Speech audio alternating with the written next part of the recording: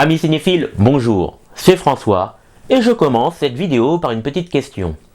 Quel est le lien entre le long métrage d'animation de Satoshi Kon, Perfect Blue, le chef-d'œuvre de David Lynch, Mulholland Drive et le film récompensé aux Oscars de Darren Aronofsky, Black Swan? La réponse, c'est Persona d'Ingmar Bergman, une entreprise audacieuse et perturbante, quasi expérimentale, qui choqua et révolutionna surtout le concept du double à l'écran, tout en proposant une plongée dans les abysses de la conscience. Allez, c'est parti!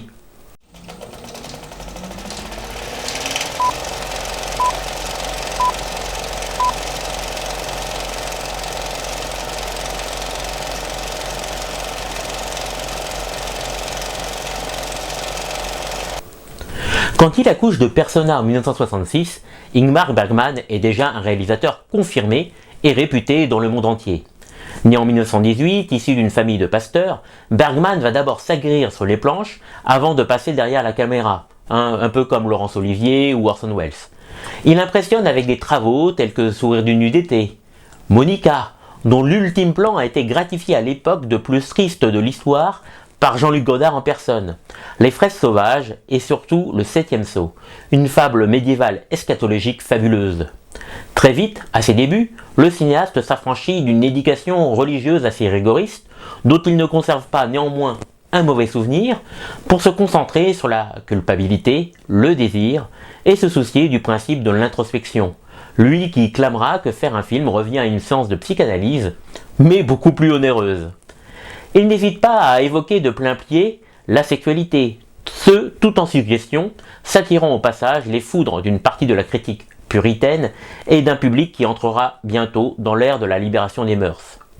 Son style épuré épouse une écriture complexe et des dialogues ambivalents. S'il cherche à séduire, tout comme ses protagonistes, c'est pour mieux envisager un salut salvateur. Il choque, perturbe, intrigue et ne laisse de fait personne indifférent. Et nul n'imagine la déflagration à venir avec Persona, une œuvre cryptique, énigmatique, qui s'inscrit en quelque sorte dans la lignée d'un autre long métrage sorti quelques mois auparavant, Le Répulsion de Roman Polanski. Le film offrira des rôles sur mesure à ces deux comédiennes, Bibi Andersson et Liv Ullmann, choisis pour leur ressemblance évidente. Tout comme Joseph Mankiewicz, je renvoie d'ailleurs à ma vidéo le concernant, Bergman magnifie les femmes, tout en instillant du venin dans leurs veines. Et Persona incarne plus que jamais cette démarche acide pour un résultat hypnotique. Le terme de Persona a été popularisé ces dernières années dans la culture populaire par l'intermédiaire de la franchise japonaise vidéoludique éponyme. A l'origine, il s'agit en psychologie du masque renvoyé par un individu pour s'adapter à son environnement social. Bref, c'est une manière de se fondre en groupe, quitte à se conformer à des normes préalables et écarter sa véritable nature. Une notion très alambiquée, définie par Carl Jung, sur laquelle Ingmar Bergman s'appuie pour son long métrage. Le récit se concentre quant à lui sur la relation trouble qui unit Alma, infirmière d'un établissement psychiatrique, et Elisabeth, une actrice renommée internée depuis qu'elle s'est enfermée dans un profond mutisme, ce pour des raisons complètement inconnues. Les deux jeunes femmes se retirent dans la demeure de la comédienne, au bord de la mer, et font connaissance, ou plutôt, Alma se confie, plus que de raison, à sa patiente. Elle est volubile, tandis que l'autre ne prononce pas un mot. En essayant de transpercer cette carapace, la soignante se confesse et énonce des secrets inavouables. Leur ressemblance, proche de la gémilité, les interprètes Bibi Andersson et Liv Ullmann ont été choisis pour cette raison, abuse le public, même attentif. Et s'opère alors un jeu étrange de séduction avec ses moments de joie, d'espoir, mais également son lot de trahison. Ingmar Bergman pénètre alors dans leur subconscient et dévoile des facettes de leur personnalité que le couple ne devinait même pas. Le réalisateur étale leurs états d'âme et met à nu sentiments, remords et désirs avec une acuité déconcertante. Il aborde de manière frontale les traumatismes qui ont bouleversé ces deux femmes, si proches dans la douleur et dans l'épreuve. Surtout, il met en exergue déjà en 1966 la notion de charge mentale pour les femmes qui pèse lourdement sur leurs épaules et les amène à se haïr. Élisabeth a enfanté pour répondre aux normes et on l'oblige à aduler ce bébé qui la répugne. Alma, elle, a avorté après avoir été infidèle à son époux, inconsolable à ce moment-là. Ingmar Bergman se souvient alors des vertus du théâtre, de sa capacité cathartique et les inocule à son dispositif. Élisabeth se tait pour guérir, tandis qu'Alma, prolixe, cherche à expier une faute inexistante en parlant à sa patiente. Si bien qu'elle inverserait presque les rôles entre soignée et soignante. Le cadre déployé par le cinéaste interpelle, entre un extérieur isolé, idyllique, et des pièces monotones, presque lugubres, il alterne les lieux pour mieux se recentrer sur les portraits psychologiques de ses protagonistes, avec une préférence pour le huis clos. Sa volonté de filmer au plus près des visages, sa spécialité, son amour des gros plans, se conjuguent avec grâce à cette démonstration. On se plaît à déceler les plus infimes détails, un froncement léger de sourcils, un sourire esquissé, une grimace de colère ou de détresse qui pointe au détour d'une conversation. Même Élisabeth ne peut pas conserver constamment cette froideur, dernier rempart contre les émotions, pièce d'armure idéale contre un monde agressif.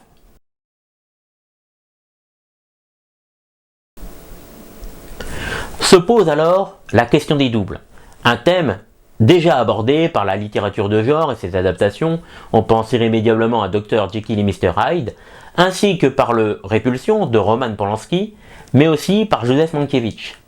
Excepté qu'Ingmar Bergman pousse le concept beaucoup plus loin et va au-delà de la substitution par un jumeau pour mieux soumettre ses protagonistes à un mimétisme interchangeable. Voilà pourquoi il a engagé deux comédiennes à l'allure et au visage similaires pour confondre spectateurs et observateurs avec une aisance remarquable. Il impose une situation en chiasme, puisque les deux femmes pourraient inverser leur position et les vécus sans que cela ne perturbe la lecture du récit et ce qu'il sous-entend. Plus l'histoire avance, plus on s'interroge sur l'identité de l'une ou de l'autre, pour finir par ce plan sublime qui nous présente une fusion des deux personnages grâce à un astucieux montage élégant avec des effets très simples mais efficaces. Et il y a ce point d'orgue de cette assimilation quand Alma remplace naturellement Élisabeth auprès de son époux, quand celui-ci ne comprend pas qu'il n'a pas sa femme en face de lui, et pour cause, Alma se glisse sous la peau d'Élisabeth en usant des mêmes mots, de la même logique que son modèle. Par ailleurs, outre la relation ambiguë qu'elles entretiennent, puisqu'un parfum de désir plane sur chaque scène, on s'aperçoit que chacune envierait presque l'autre.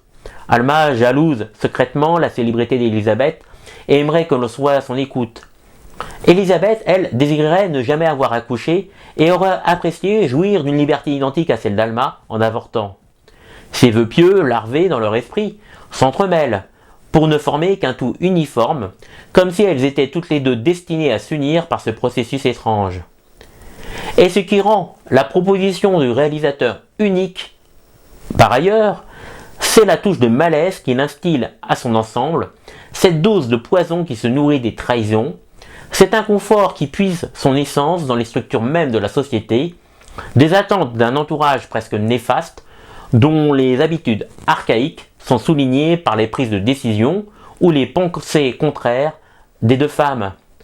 Alors qu'une touche de fantastique est injectée par moments au sens todovorien du terme, et que le générique nous avait préparé à une forme d'horreur, avec l'image notable d'une crucifixion en gros plan, on ressent à notre tour cette appréhension qui habite les protagonistes.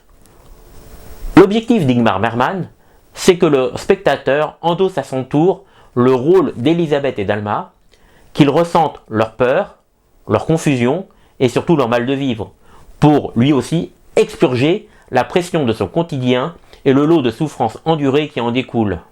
Et c'est l'instant autopromotionnel, toujours flatteur pour l'ego.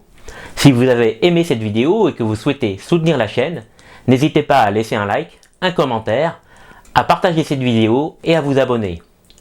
Vous pouvez également jeter un œil au site parisilescinéphiles.com, au contenu entièrement gratuit, lien disponible dans la description de cette vidéo.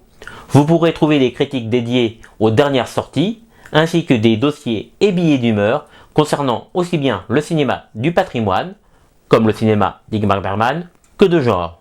Cet objet filmique qu'est Persona, son aspect mystérieux, aura tellement impressionné mais aussi dérouté qu'il est devenu au fil du temps, hélas, un chef-d'œuvre incompris, inclassable, à l'instar de 2001, l'Odyssée de l'espace de Stanley Kubrick.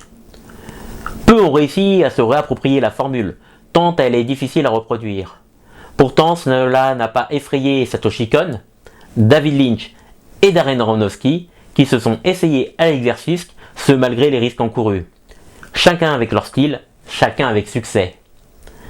Ainsi, Satoshi Kon adapte le roman éponyme, Perfect Blue, et le de l'Est non pas de son côté sulfureux, mais bel et bien de sa morale abjecte, pour mieux entrelacer le système de Persona. Chanteuse d'un groupe d'idoles japonaises, Mina se reconvertit au cinéma en tant qu'actrice et ne tarde pas à regretter son choix, tant les sacrifices exigés s'avèrent inadmissibles, telle cette scène de viol insoutenable qu'elle doit tourner. Peu à peu, elle sombre dans la paranoïa et un jeu de double s'installe. Le but du cinéaste est ici de critiquer tout un système inique qui va bien au-delà du simple patriarcat, tout en traitant des regrets, de la culpabilité et de l'obsession. Mina et son impresario ne font qu'une, ce pour leur plus grand malheur.